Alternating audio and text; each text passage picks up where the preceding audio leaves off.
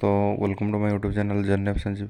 देखो जो आपंकर बर्तमान बहुत बड़ खुशी खबर आसी पहुँच जाए जो मैंने एसएससी एस्पायरेंट अच्छे से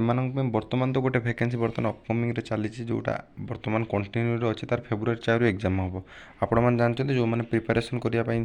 चाहते प्रिपारेसन कर भलसे करूँ कहीं अल्प दिन पर आपंकर एग्जाम हो मात्र 50 ରୁ 55 दिन पाखापाखि आपंक पाखे पहुँची किंतु बर्तमान कौन होना एसएससी तार आउ गोटे किसी बर्तमान ता वेबसाइट किसी अपडेट करछि जहाँफल से कैलेंडर जारी करछि आउ एक एसएसजीटी वैकेंसी कि नहीं ये जो वैकेंसी आछि या कौन सब अधिका पोस्ट हम कि कौन ता रिजन रौन अधिक पोस्ट आप कहते से बात संपूर्ण डिस्कसन करेंगे आउ जो रेजल्ट को लेकिन एपर्तंत बाहर ओरी अच्छी कौन भाई रेजल्ट आसो कि न आसो केते दिन आसो केते दिन अपेक्षा करिया से बाबद में संपूर्ण डिस्कसन टी हल्का फुल्का करिया एथिपाई करिया जे आपनकर कोरी बहुत सारा रोज भाई इंस्टाग्राम मत कमेंट कर भाई केबे आसो कौन क्रुशियल डेट उपर कहते मुझे वीडियो भी बनै देछि जदि न देखिते जाइए आपने डिटेल्स देखिपारे देखो तार ऑफिशियल वेबसाइट जारी कि एक नोटिस होची से बात संपूर्ण डिस्कसन करवा ऑनलाइन डेट अप्लाई डेट तार केबठू स्टार्ट होची आउ तार मैक्सिमम पाखापाखि वैकेंसी केते सबुठू आसीपारे कहीं एसएसजीटी गोटे एमती एक पोस्ट होची जोटा कि समझे सेंट्रल गवर्नमेंट जो मैंने जॉब करने चाहते डिफेन्स रे ओनली 10th पास थे 10th पास जब थी आप इजिली एटा को आप करेंगे जॉब ही करेंगे संपूर्ण डिस्कसन बर्तमान स्टार्ट करें बर्तमान मुझे एसएससी ऑफिशियल वेबसाइट को नहीं जाऊँगी देखो यहाँ एसएससी तार ऑफिशियल वेबसाइट आपजे चाहिए भी आप चेक करेंगे कि मुझे देखो तार पीडीएफ आपको देदेवी देखो बर्तमान जो आम जी एसएससी वेबसाइट देखो ये आसला ये आप देखिए गोटे लिखाई फॉर कैंडिडेट जो लिखाई से आप क्लिक करेंगे से क्लिक कर सारापर देखो आपंकर ये आसीज गोटे आस एग्जामिनेशन कैलेंडर आप देखिए एग्जामिनेशन कैलेंडर ये अच्छी तार क्लिक करेंगे एग्जामिनेशन कैलेंडर जो आप क्लिक करेंगे तापर देखो आपंकर आसीगला ये 2024-25 आसी तार कैलेंडर से डिक्लेयर कर कि ये जो अपडेट कर 2025-26 बर्तमान ऑफिशियल कैलेंडर बर्तमान अपडेट कर देखो 25-26 आम जो क्लिक कर चाहिए ऑफिस निज मोबाइल देखिपारे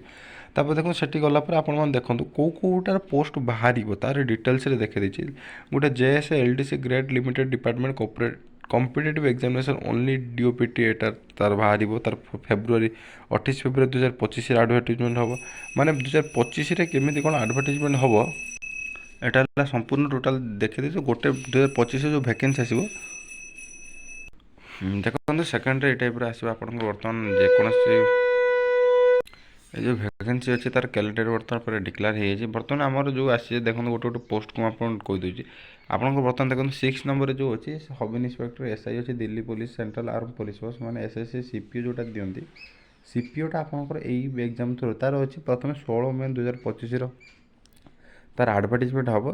तापर तार ऑनलाइन अप्लाई 14 जून रही टे देखी दूसरी रही है यहाँ रही आपंकर date of advertisement date of closing रही मंथ ऑफ एग्जाम यहाँ तार आपंकर 14 जून यहाँ क्लोजिंग हो जुलाई अगस्ट आपंकर तार एग्जाम हो एसएससी जानते हैं तार जेकोसी कैलेंडर से जारी करुच्ची तार कैलेंडर जारी करने अनुसार से पाखापाखि से समय आपंकर प्रिपारेसन मान तार कंडक्ट भी कर से आपने जेकोसी एग्जाम आप प्रिपेयर हूँ आपण मैंने पूरा ठीक से हूँ कहीं से समय ही आप एग्जाम मैंने कंडक्ट हो किंतु जोटा आपंकर आसी मेन है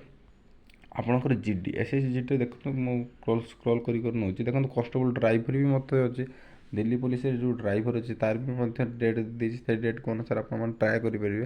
तापर रही आप एसएससी जीडी देखो 17 नंबर अच्छे एसएससी जीडी ये जो एसएससी जीडी अच्छी देखी central arm police force CPF NIA SSF and Assam rifle GD in rifle examination 2026 तार करियो केमी कौन देखो एटा कंप्यूटर बेस्ड एग्जाम हम तापर 11 नवेम्बर 2025 तार आसो कौन तार आडभर्टाइजमेंट आसो तार क्लोजिंग डेट रहा 15 नवेम्बर 2025 रहा तार क्लोजिंग डेट तार 2025 जीव मार्च आ एप्रिल 2026 तार एग्जाम कर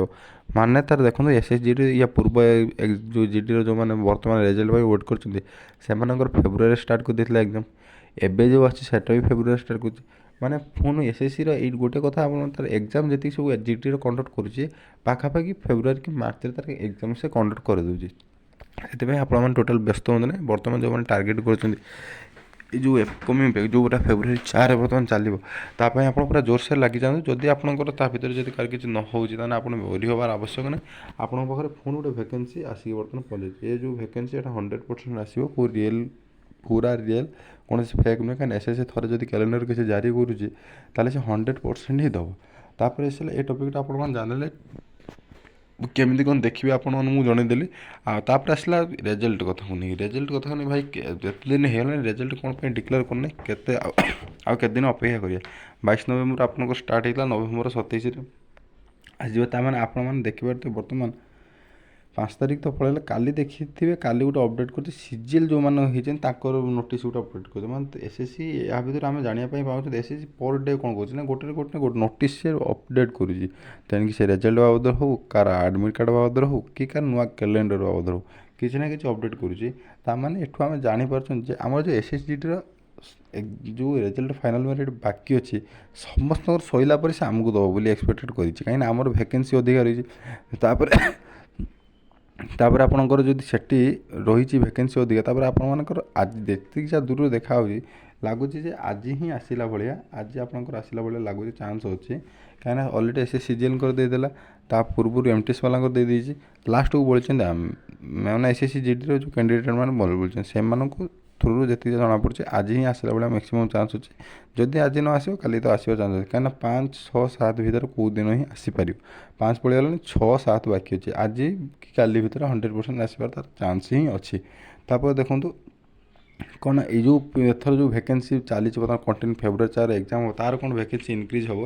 ନା ବର୍ତ୍ତମାନ କିଛି ଜଣାପଡ଼ୁନି। ତା'ର ଯେଉଁ ଭ୍ୟାକେନ୍ସି ଯେଉଁ ଅଛି ଇନକ୍ରିଜ୍ ହେବାର ଚାନ୍ସ ହିଁ ନାହିଁ। ଏଇଥିପାଇଁ ମୁଁ କହୁଛି କାହିଁକିନା ଦେଖନ୍ତୁ ଭ୍ୟାକେନ୍ସି ଇନକ୍ରିଜ୍ ହେବାର ଥିଲେ ସେ କରିସାରନ୍ତାଣି, ଯେହେତୁ ସେ ପର୍ ଇୟର୍ ବର୍ତ୍ତମାନ ଭ୍ୟାକେନ୍ସି କାଢ଼ୁଛି, ଦିନକୁ ଦିନ ପ୍ରତ୍ୟେକ ଦିନ ଭ୍ୟାକେନ୍ସି ଅପଡ଼େଟ୍ କରୁଛି, ସେଥିପାଇଁ ଏହା ଦେହରେ ଭ୍ୟାକେନ୍ସି କାଢ଼ିବ ନାହିଁ। କାହିଁକିନା ଦେଖିଲେ କ୍ୟାଲେଣ୍ଡର 25-26ରେ ବାହାର କରିଦେଇଛି ତାର ଏସ୍ଏସ୍ଜିଡ଼ି, ପ୍ରତ୍ୟେକ ବର୍ଷ ଯେହେତୁ ବାହାର କରୁଛି, ସେ ଆଗରୁ କ'ଣ କରୁଥିଲା 2-3 ବର୍ଷ ଥରେ ବାହାର କରୁଥିଲା, ସେଥିପାଇଁ ଏକାଥରେ ଭ୍ୟାକେନ୍ସି ଇନକ୍ରିଜ୍ କରି କାଟୁଥିଲା। କିନ୍ତୁ ଏ ବର୍ଷ ଜଣାପଡ଼ୁଛି ପ୍ରତ୍ୟେକ ବର୍ଷ ଯେହେତୁ କାଟୁଛି ଆଉ ତାର ଭ୍ୟାକେନ୍ସି ଇନକ୍ରିଜ୍ କରିବ ନାହିଁ। ଏଇଟା ଥିଲା ସମ୍ପୂର୍ଣ୍ଣ ଭିଡ଼ିଓ। ଯେଉଁମାନେ